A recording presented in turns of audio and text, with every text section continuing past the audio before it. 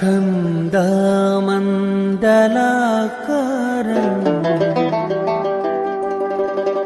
व्याप्तं येन चराचरम्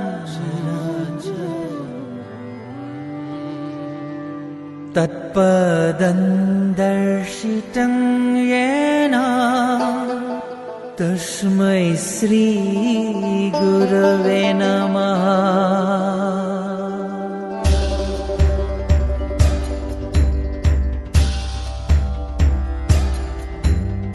अखण्डमण्डलाकारं व्याप्तं येन चराचरं तत्पदं दर्शितं येन तस्मै श्री गुरवे नमः। गुरवे नमः, गुरवे नमः। अखण्डमण्डलाकारं व्याप्तं येन चराचरं तत्पदं दर्शितं येन तस्मै श्री गुरवे नमः। गुरवे नमः, गुरवे नमः।